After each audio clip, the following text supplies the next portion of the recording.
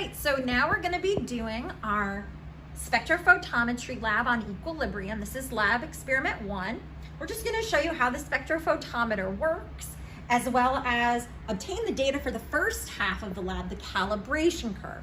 All of this data and calculations will be done in your lab summary or in a provided Excel spreadsheet that your lab instructor will talk about in tutorial. So first, these are the cuvettes that we put in the spectrophotometer. Okay, I put just nitric acid in it, okay? And what should happen when I put it inside the spectrophotometer is I should get a percent transmittance. Again, if it's calibrated around 100%, you'll see they'll waver a little bit just by the light in the room.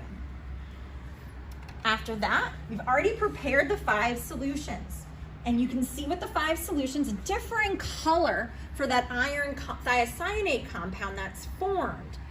Now, you can calculate those concentrations. Again, that's in your lab and should be talked about in your tutorial. But we use the same cuvette, again, to keep our variables constant. We want to make sure it has the same path length every time.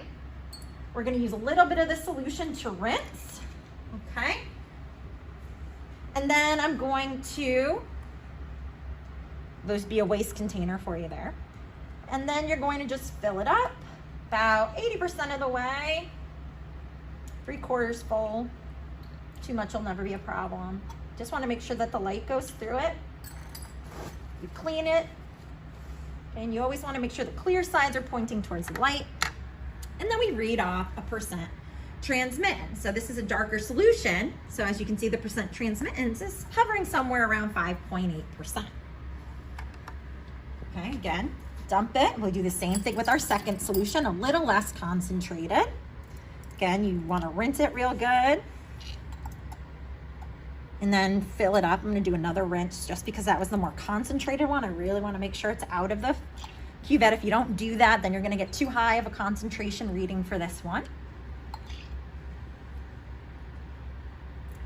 I accidentally touched the clear sides again because I'm clumsy, but I'll clean it. Put this one in again into the spectrophotometer.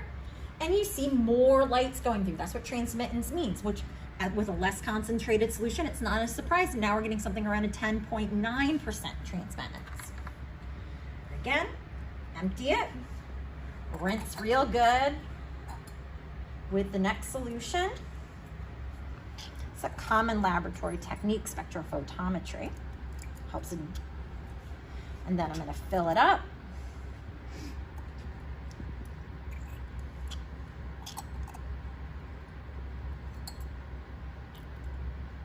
Okay.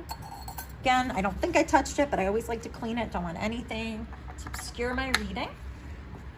Less concentrated again.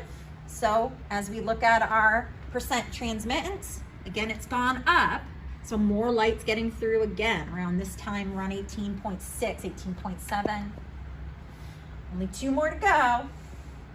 So we keep doing the same process. We spared you watching us make the solutions. That's the most boring part. A lot of dilutions, and you'll be doing those dilution calculations in your lab report. But we just wanted to have this ready for you to see. So pretty. Again, filling it up with solution 4. Usually takes me a couple pipettes full here.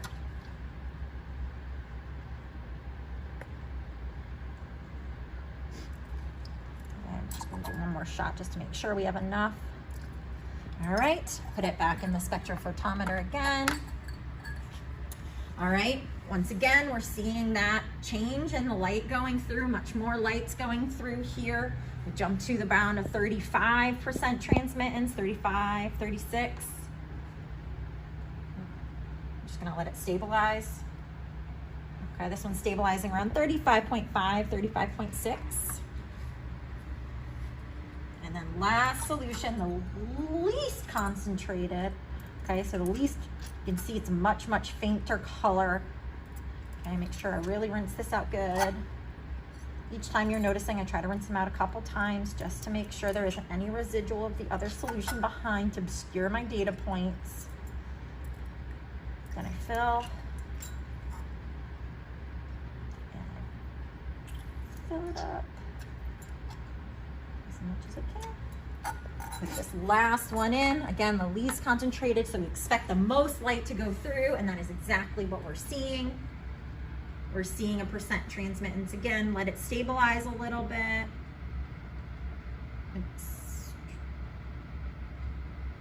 Yeah, I would say it's starting to kind of jump around a little again.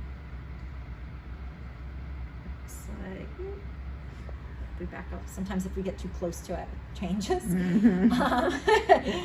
All right, so this one looks like it's finally stabilized at 44.7% transmittance. Again, if we obscure the light, it kind of changes it. And that's what we do. We record this. You again, remember that you have to go to the appendix. There's a formula from converting percent transmittance to absorbance, which you're going to need. This will also be discussed with you in your pre-lab tutorial. And then what would happen, you would make the second set of solutions, this time with unknown concentrations, or unknown equilibrium concentrations, I should say. And you would use that to determine your equilibrium constant and your equilibrium concentrations. I hope this helps.